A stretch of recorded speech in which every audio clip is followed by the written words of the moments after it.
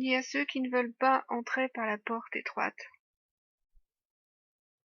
ceux qui cherchent à entrer par d'autres portes dans le royaume du Seigneur, alors qu'il est dit, qu'il a dit, qu'il est la porte.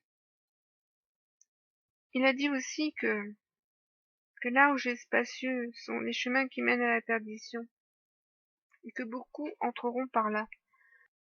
Nombreux se sont présentés à la porte du Fils.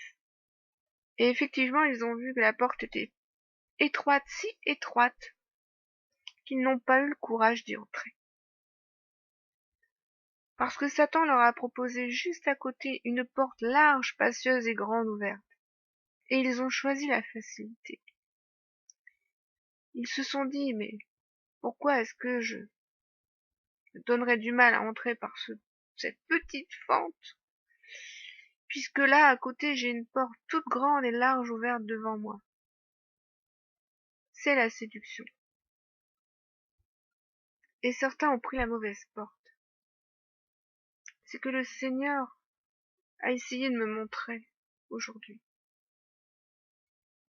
Ils ont voulu entrer dans le royaume, non pas par la porte étroite, mais par d'autres portes.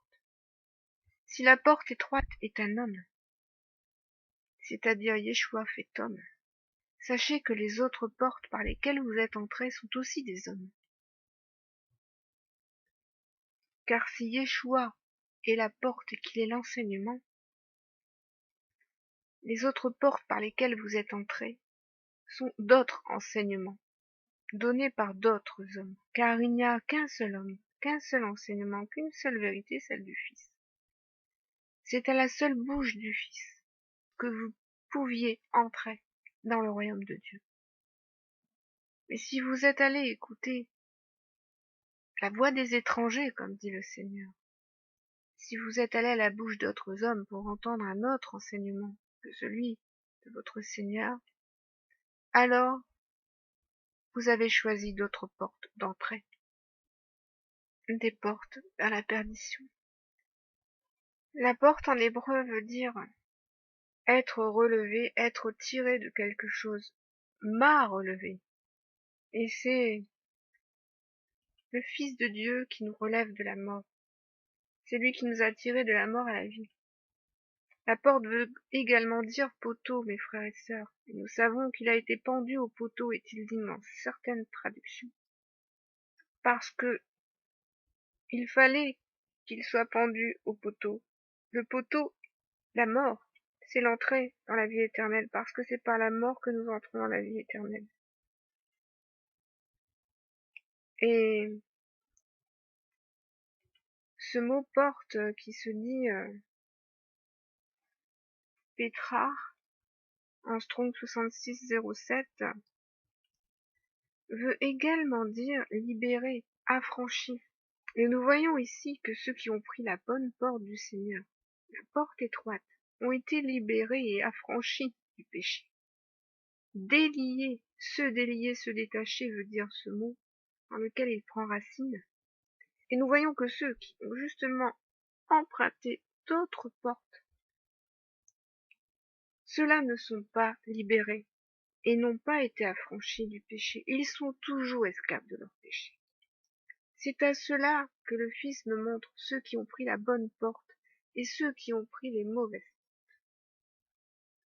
parce qu'ils n'ont pas obtenu la délivrance, parce qu'ils sont toujours captifs de leur péché.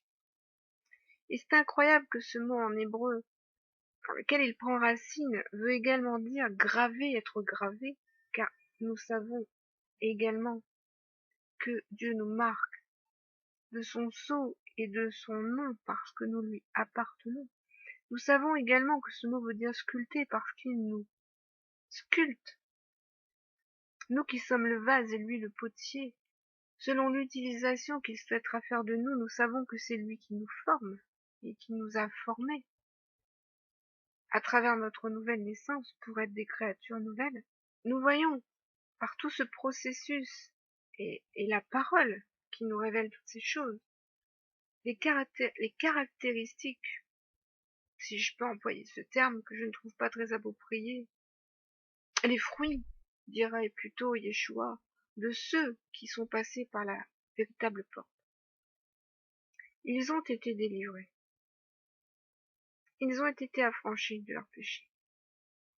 Ils ont été déliés de la captivité dans laquelle ils avaient été mis à cause de la chute. Ils ont été sculptés selon la volonté de Dieu, formés selon la volonté de Dieu, parce qu'ils se forment un peuple. Ils ont été gravés, marqués par le sceau et par le nom de celui à qui ils appartiennent. Voilà ce qui vous permet donc, frères et sœurs, de savoir si vous êtes entrés par la porte étroite ou si vous avez choisi d'autres portes. Il n'est pas trop tard pour ceux qui pensent ne pas avoir pris la bonne porte. Il n'est pas trop tard pour vous repentir. Si Elohim veut vous ouvrir les yeux et vous montrer que vous avez été séduit, que vous avez été trompé par des hommes, par des faux évangiles, il vous ouvrira les yeux, il vous fera sortir des églises, il vous fera sortir de l'enseignement que vous avez reçu de certains pasteurs, et il vous ramènera au pied de son Fils. Parce qu'il est un Dieu qui sauve, et parce qu'il est un Dieu qui vous appelle au salut. Pour cela, il faut que vous ayez l'amour de sa vérité, et que vous acceptiez de passer par la porte étroite, même si cela soit difficile. Peut-être un peu plus difficile que la porte que vous aviez empruntée auparavant, mais le Seigneur est souverain, et il vous donnera la vie. Soyez bénis. Soyez bénis.